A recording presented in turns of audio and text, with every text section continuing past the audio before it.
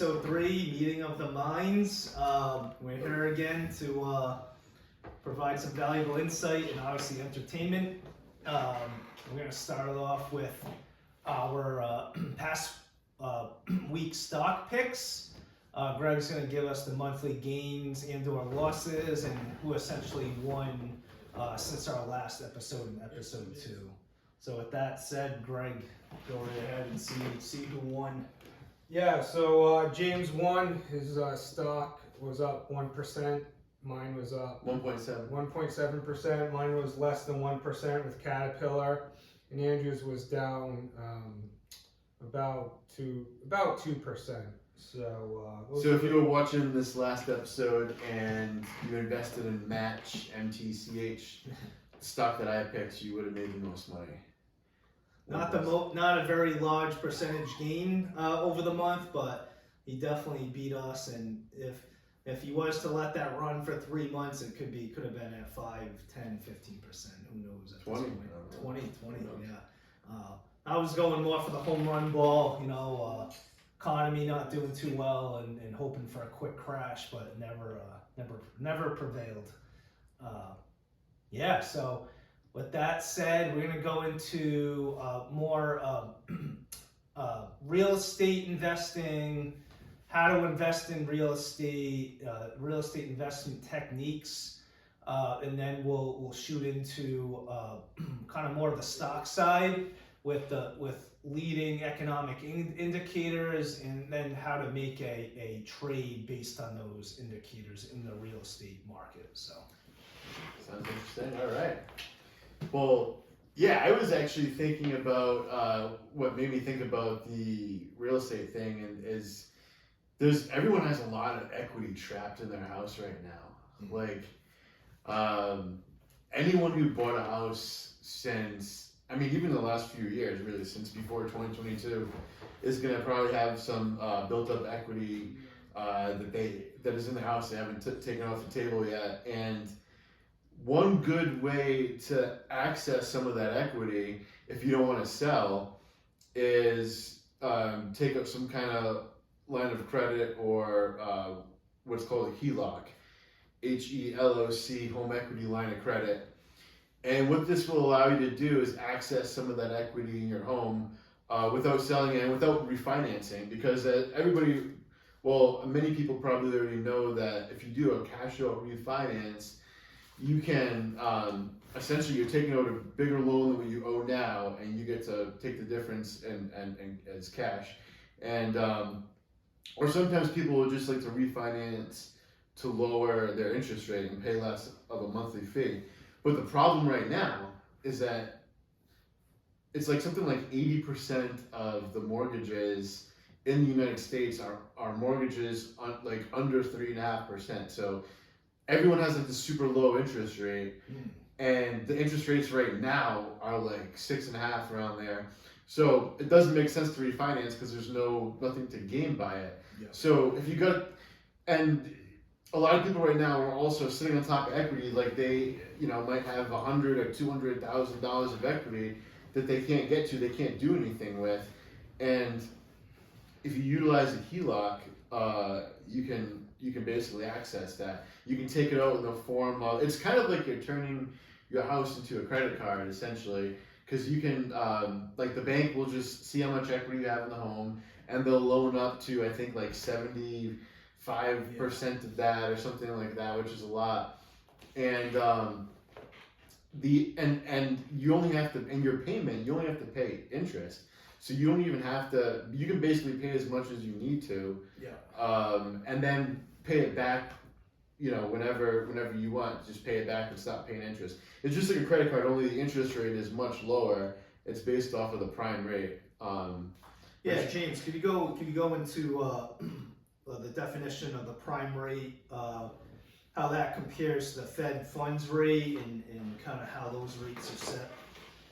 Yeah, so the Fed funds rate, if I'm not mistaken, it's the interest rate that other banks are paid to the Fed to get the money loaned out. And then what banks usually do is to profit off of that, will loan out money for like a few points higher, and the prime rate is usually pegged to, I don't know the exact number, it's like around 2 percentage points more than whatever the Fed funds rate is at any given time. Yeah. And that's actually what the rate that I keep in my mind as what the interest rate is, because I'm not a bank, I'm not going to be dealing with the Fed funds rate, but a lot of things are based off of the prime rate. And right now, after they already lowered like 75 basis points from the top, is 7.75. So right now, if you want to take out a HELOC, you want to be, or really like any loan for that matter, you want to try to be somewhere around that 7.75%. Now, if you're taking out like long-term like debt, that's different, like a 30-year mortgage or like like a home equity loan where you're making like larger payments. You can typically get a lower interest rate than the prime rate, but for HELOC, it's usually based off the prime. Like I have a great one; it's prime plus 0, meaning that my interest rate on HELOC just stays with the prime rate, whatever that rate is, and there's no fees like appraisals or anything, or closing costs you have to go through, like you refinance. You can literally just open the account, and a lot of times they will just not charge you any fees if they can base it off of a good faith estimate.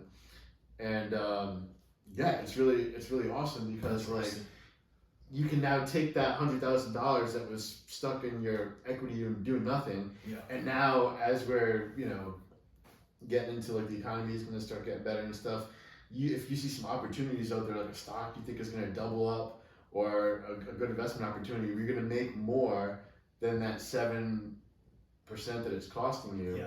You can take that money and go take the $100K out of your equity, house equity, and double it, and then you just put the base money back in when you want to, and then you get that paid off. So I mean, it's not without risk, right? There's lots of opportunities out there, lots of investment opportunities, and I just think that now might be a good time for people to jump on this opportunity to grab that equity out of your house, and because who knows what what the future holds. If it is a little bit more uncertain, like these house prices are gonna have to come down at least a little bit, right? They're too high, too expensive, so they're gonna come down a little bit, and some banks might be a little bit more stingy as the real estate prices if they go down. So you probably want to get that account open and get that certified now, so the money will be there. If you want it. So you're saying utilize the high real estate prices and utilize that leverage for the unrealized gains instead of just having it parked there. Yeah. If you have some other investment. Well, no, he's saying more. Assuming you've built a lot of equity in your house, maybe you paid off $100,000 out of a $250,000 house. You can use that $100,000 of equity to essentially leverage using a HELOC to make other investments. Because of that prime rate. Exactly. No, I mean, you got to be smart with it though. You can't don't take the equity out of your house and go buy a BMW. Don't. Maybe you have some like high interest debt that you want to pay off, and that's fine. Just keep in mind it's still debt. You're still gonna need to pay it back. So have a plan. I would do this more like as an investment. Like if you have, because we're talking about making money, right? We don't want to lose. We don't want to get more debt for no reason. I think let's say you have a car loan right at 10%, 9%, and you have the capability to utilize the HELOC at 7.5. Tap into that HELOC loan and use that amount to pay off your car loan, which essentially eliminates that delta of 2%, 1.5% on your car loan by tapping into your house's equity, which would make sense financially, because you're essentially lowering the interest payments, or eliminating the interest payments on your car loan, and from a tax perspective, you can write off. I believe you can write off obviously your mortgage on your house, which I think would increase because you're taking that HELOC or the home equity line of credit. Yeah, So the interest with the HELOC, you can write off that interest if the funds you withdrew were used for home improvements on that house. But that would really, I think, be the only scenario you can actually write that interest off. So not to like just pay off a car loan. And just to be clear, like the experts said, like don't recommend that you use HELOC funds to pay off debt, but they say that because if you're not a disciplined person, you might just pay off that other debt and just say, oh, I don't have to worry about it now, it's in the HELOC, whatever, and dig yourself into a deeper hole. But if you're listening to this video, you're probably a like-minded, financially, trying to be more financially savvy type of person, and you're thinking about these things. And in that case, what you said makes sense, because if you are paying off a loan at 10% and taking out another one at 7%, it's like logically that makes sense. If financially it makes sense, you just have to be disciplined to still make payments. And if you're going to do that, that is one strategy that I've used myself too. I've taken advantage of 0% interest credit card promos, and basically use them for some low interest rate when I needed some extra money. But then you just have to be disciplined to make sure you pay that off, and when you're paying what. But generally speaking, I think it makes sense to take out HELOC funds when you have an opportunity to go make more money somewhere else. So saving money is cool, but making money is even better. Yeah. James, where do you see the real estate market? I'm trying to switch subjects here, but what do you see as the current state of the real estate market? And do you see housing prices increasing at a higher percentage, decreasing? Do interest rates, you see them higher, lower, neutral? It's tough to say. And there's like so many markets too, and they're all different. But generally speaking, the prices are just like sky high and unaffordable right now. Like I think it's like the average house in America is like approaching $400,000, and you need to have a household income of like $130,000 before you can even afford like the average house in America, which is crazy. Yeah. So just because of that, and the fact that like it's widely known that we need more housing, we got to increase that inventory. I think we'll see prices like level off, and then dip down like a little bit, because they just need to. They're too expensive now. Another thing is like, well, the inventory is what's really screwing it, because everyone's got these low interest rate loans. They don't want to get out of the house. They don't want to sell it, and you can't blame them, right? So there's no new supply coming onto the market. Yeah, right. Yeah. And who knows? We're going to have a new administration, and maybe they'll do something where we can make some changes to that and get more houses built. But who knows what's going to happen? But I know there's a lot of like the boomer generation that's going to start retiring pretty soon, and typically when people get old, they move out of their house, they downsize. Out of necessity, they'll go into like nursing homes or facilities. So who knows exactly when the bulk of that is going to really hit. But when it does, it's going to be big. Yeah. So what's interesting to reframe people's perspective how high the bubble is right now. Like in 2008, 2007, when the bubble burst in the housing market, this condo we're currently in was $200,000, and now you could sell it for say $240,000, $230,000. Gives you a perspective of how much. It's almost a 30% increase from the biggest housing bubble in history. Yeah, and looking at the future, you have to take into consideration interest rate. This is very important, and the Federal Reserve actually is primed to lower them by 75 basis points in 2025. This is coming from Jerome Powell, and then Trump. Obviously, in the White House is probably gonna be in line with the lower interest rates. He's definitely pro lower interest rates, and 75 basis points. When I say that, it's 0.75. So they'll do is actually 3 increments of 0.25, lowering them. Now, historically, when they do that, those lower interest rates, housing dramatically goes up because of them lowering interest rates. People can take out loans at lower rates. It sparks demand.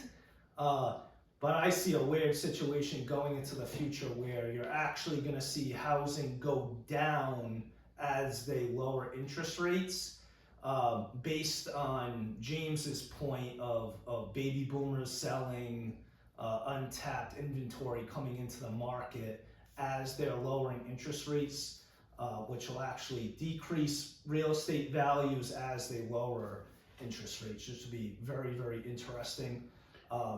And that always happens at the end of the cycle, right? Like when everything's crashing. Yeah. When everything's crashing, that's when the rates are at rock bottom. Exactly. So, I don't know. That could be a leading indicator for a recession if they're still lowering interest rates. Something's not right in the economy.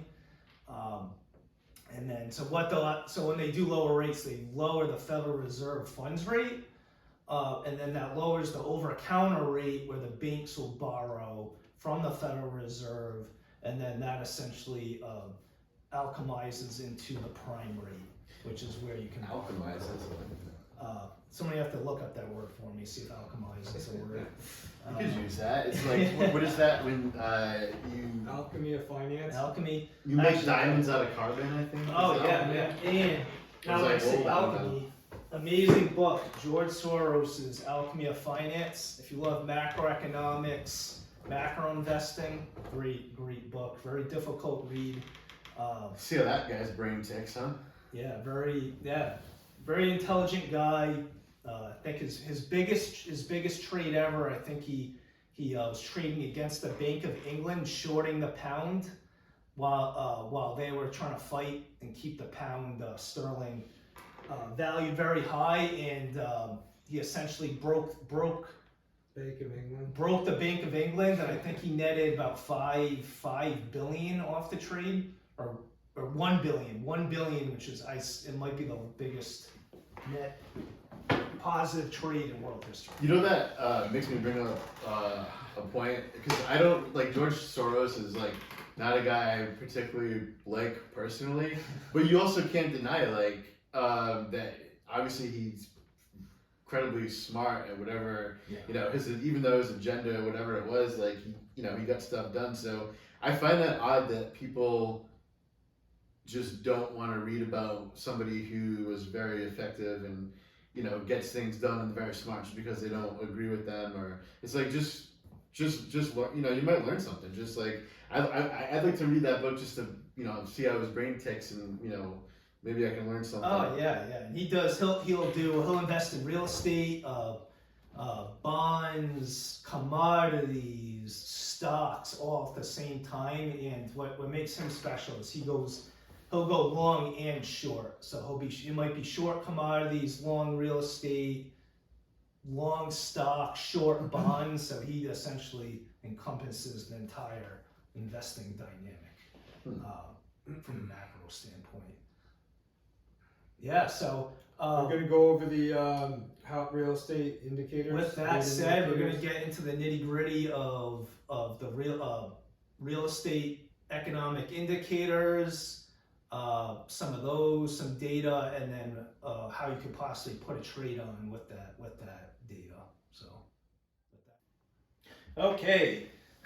Audience, before we go into the real estate leading economic indicators, James is going to just give a brief description of a very common and useful real estate style investing strategy, the BRRRR method.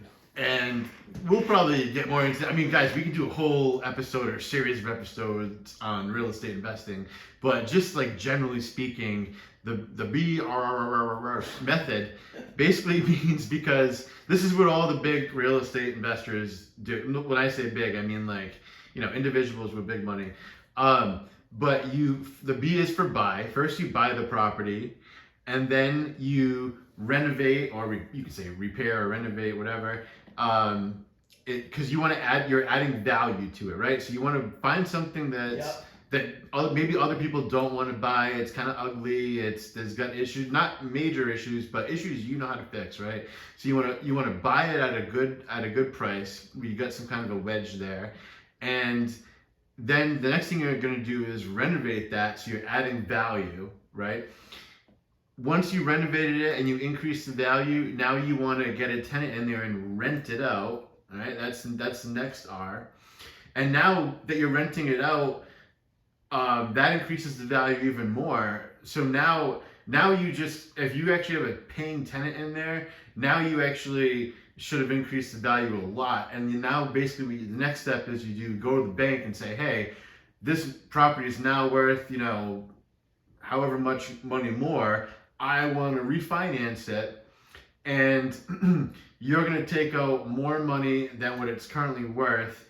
And you're gonna have some extra cash left over, and you basically get your money back. Like the money you spent on the down payment, this is you're paying yourself back for doing all that hard work, and you're getting your cash back, tax free, by the way, because it is a loan.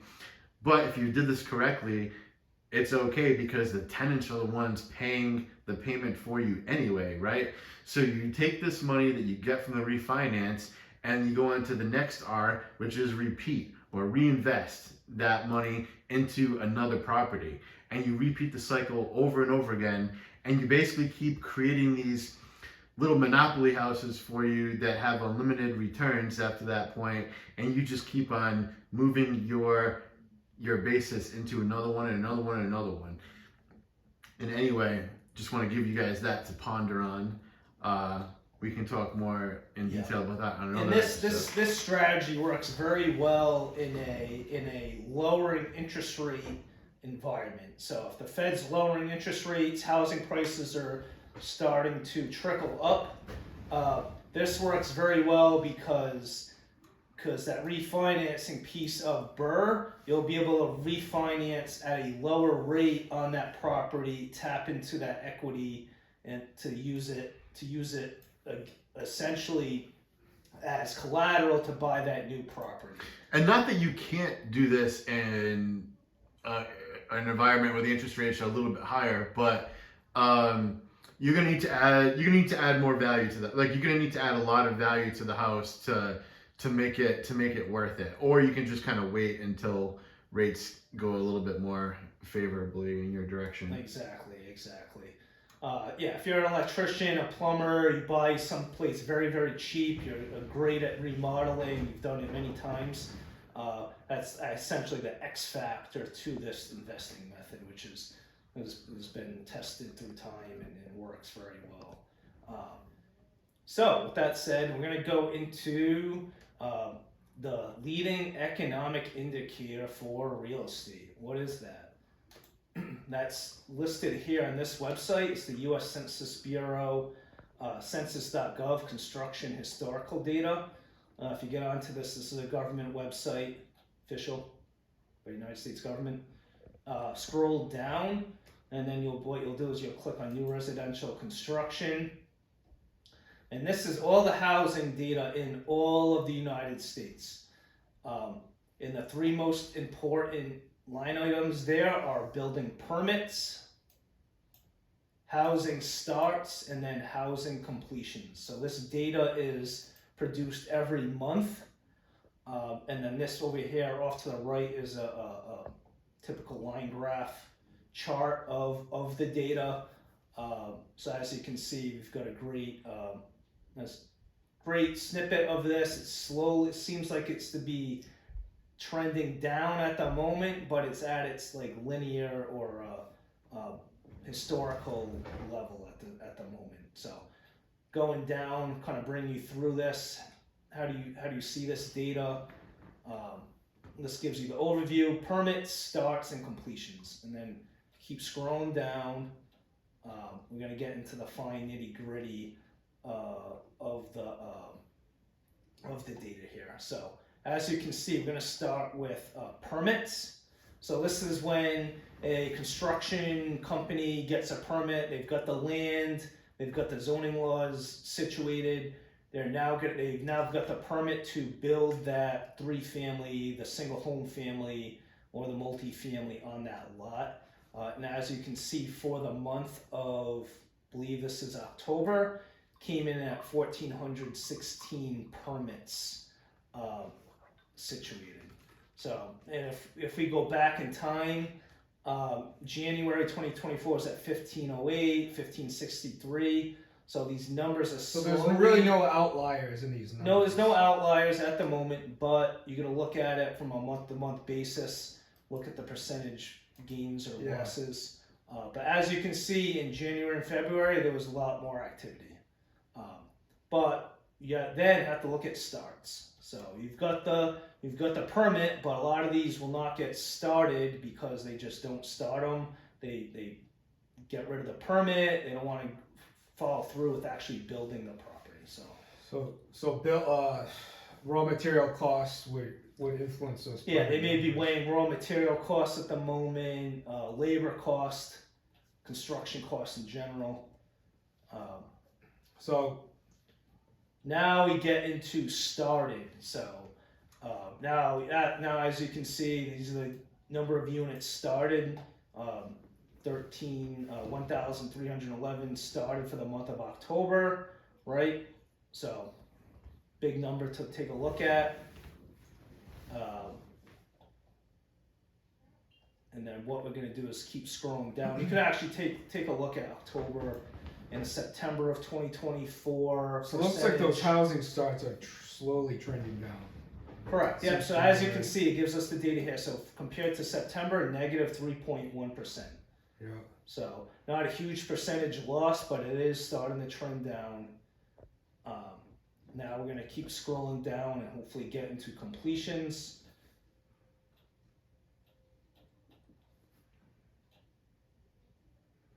Newly units completed. So this is it, October, 1,614 units. That's a negative 4.4% decrease from September. So that gives you that's a great data point to start tracking this month to month. And a good thing to do is essentially once you've got this, you're on this website, is to track this data through Excel, which is what I've done here. And from here, you can actually list out the percentage gains or losses month to month. So as you can see, I've been doing this since 1959. Actually, You've been doing this since 1959? I've actually had many heart transplants and just been living forever. He's been living Been for a tracking while. the data. No, but you can pull this data, the historical data, and track it. And this essentially is this is interesting. This is the building permits authorized chart. So as you can see, the historical trend line is right here. We're right above the trend line here. So we're looking good, very neutral. As you can see, this was during the big housing recession in 08 and 09. That drop off there. And I've done the same thing with starts. As you can see, starts, it's above the long-term trend line here, trending down. So if this was to go below our long-term trend line here, that would be a huge signal that the real estate market is in for a doozy.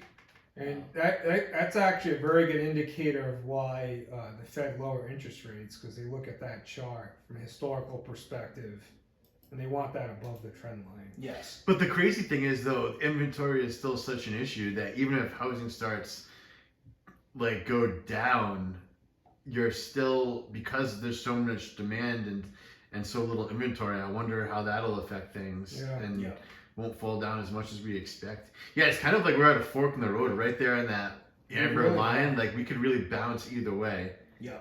Who knows? Do you think the lowering interest rates will bring that up, or will have an effect on that, Andrew? Well, lowering interest rates will in historically, when you lower interest rates, housing prices go up. Yeah. but in general though, it's all about the loan you can get. The banks will offer better financing, so it'll actually increase housing permits, housing starts, and then completions. Yeah.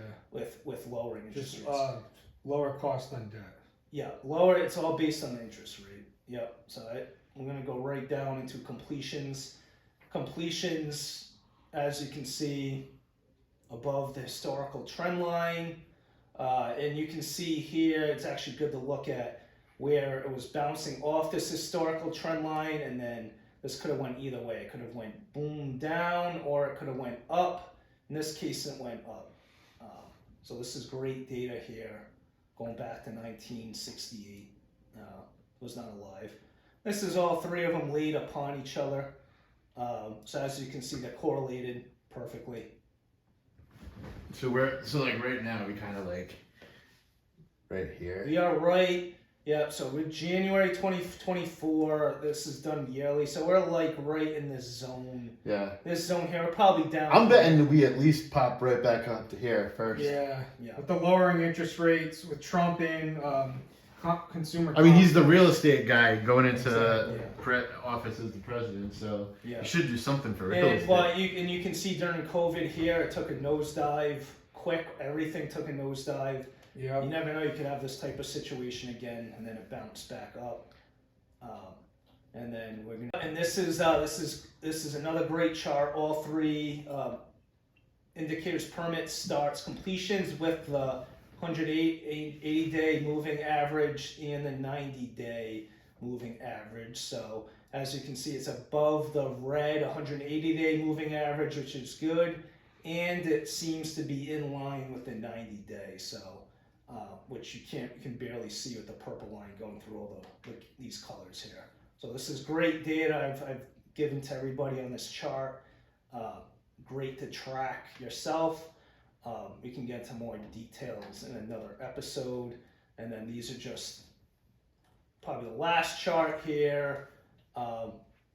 Essentially data we just went over already. So this is great. Now this is the leading indicator.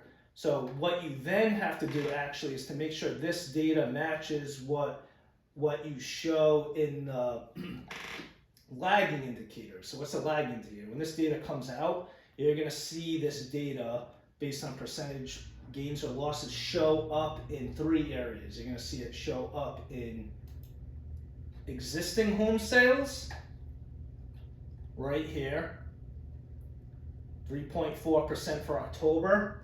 Right? I don't want to get into all the details here. Existing home sales, you're going to see the data show up in pending home sales. That looks good. +7. Plus 7.4. And lastly, I think there's one more here I would like to show is new residential sales, which is the big one. So came in at, this one actually was not very good, so it came in at 12.8% below or negative. But the other indicators are really good. Just the new residential sales has been down, and this one matches actually more with our permit starts and completions because they were all negative. Okay, so now how do you use this data to profit or make an investment? Yeah, how can I mix Let's some get money? into that. Yeah, get into So we're going to go into a stock that is heavily geared towards real estate. We're going to go right into this company here. It's called BRRRR, L-E-N. It's Consumer Discretionary Household Durables, L-E-N. This company builds housing, single family, multi-family townhouses throughout all of the United States. So this is your vehicle to take your investment thesis of real estate either going up and down and making that trade, whether you're long or short. So based on the poor real estate data we showed, you may come to the conclusion you want to short Lennar in this point. So we can click on this stock. We can see some of the revenue and whatnot with this stock. Again, it is heavily weighted to United States housing. Building permits, starts, completions, these guys are heavily involved in that area. Another big company you may want to look at is... So you were saying to short Lennar? Yeah, well, you may come to that conclusion. Personally, I would not go long or short the real estate market at this point, just too many unknowns. If they were to come out and say we're lowering interest rates at a significant amount higher than they normally would, I would probably go long. Or if they were saying we're raising interest rates significantly, that's what you would want to maybe short a real estate stock, because they're going to go down significantly when they decide to lower the Fed funds or raise the Fed funds rate. Another great stock in the housing market, United States, is Toll Brothers. Just like Lennar, build a ton of homes throughout the United States. Now, last but not least, if you're very, very risky, you have the option to trade this type of vehicle here. It's a leveraged product. Here, out of the New York Stock Exchange, it's called nail.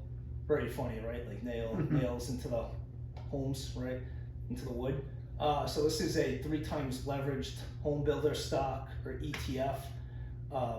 So if Lennar was to go up 5% or go down 5%, this would essentially go up 3x whatever Lennar or Toll Brothers. What does that look like on the longer term if you zoom out? Yeah, like go to the 5 year? Or... Go to the 5 year. Yeah, so as you can see, 5 year, it's up 104%, which would be in line with Lennar or Toll Brothers.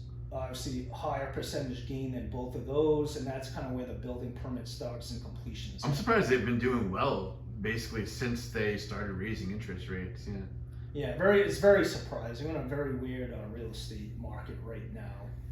Year to date, right? They've been raising interest rates. Yeah. So as you can see, year to date, it's up 35%. Which is very odd. Normally, when you raise interest rates, housing goes down. In this case, it somehow went up. Are we due for a correction? Yes, maybe. Nobody really knows. So, and if we just go to let's just go to the 6 month. Any like interest rate sensitive stock should be have better days ahead since the rates are lowering. Correct. Yeah. I don't anticipate them raising rates anytime soon. It's either they stay neutral or they lower. Yeah. So this one would be a good one to go long. I don't know. This is a tough one because if you go back to leading economic indicators, they're essentially flat. So you may want to look at what you think the Federal Reserve is going to do. Are they going to increase the rate of interest rate cuts at a higher rate? If they do, then you may want to consider going long at the moment. Look at their net assets, $321 million. So all their net assets could be keeping them afloat. Yeah, I wouldn't look at the net assets. So I would look. This is an ETF leveraged. So this is encompassing Lennar, Toll Brothers, all of the real estate market in general.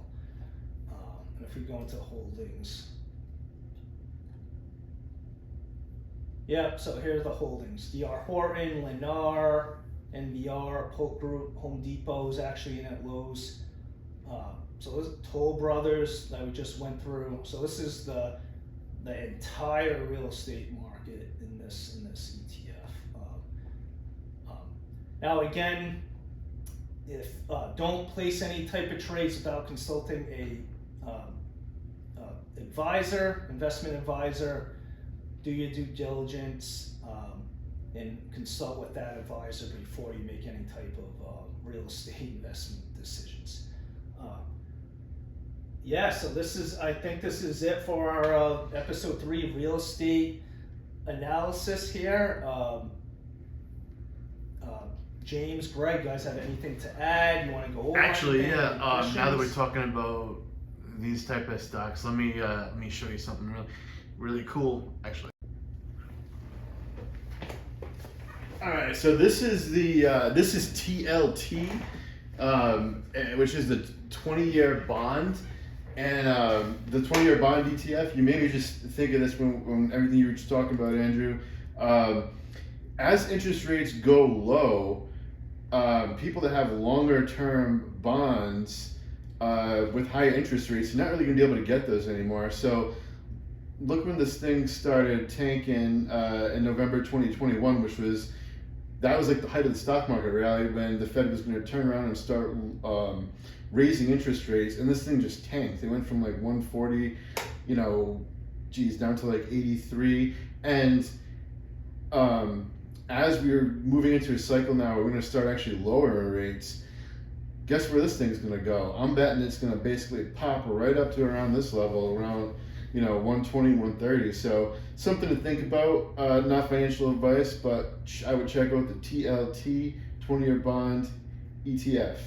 Yeah, and when you're trading bonds, you have to take in consideration that when they lower the interest rates, the face value or the principal of that bond is going to go down.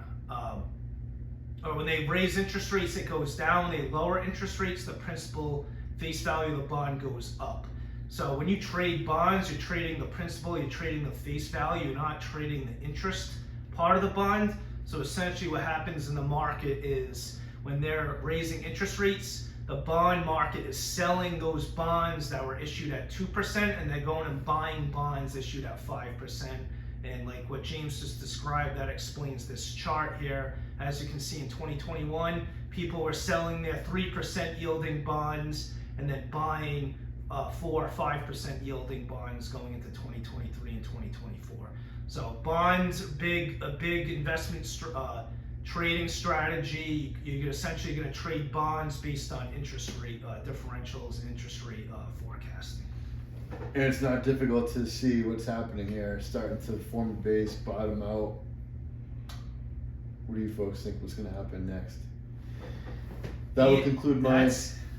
James, I agree with your little economic prediction there. I would definitely be geared towards that bond, those bonds increasing in value, or that 20-year Treasury bond going in value. It's an ETF too, so it's not that an ETF. Yep. And what you can do is you can actually trade 5-year, 10-year, I think 20-year Treasury bonds as well. But the 20-year is a classic one to be trading. All right, that sums it up for episode 3. Join us in episode 4 next week or in a couple of weeks. Post a comment down below if you got a question or you got any ideas you want us to do a video on. Post a comment. Post a comment, like our channel. We love comments, questions, and anything you've got for us, and we'll definitely look at everything and respond if possible. All right, thanks everybody. 1, 2.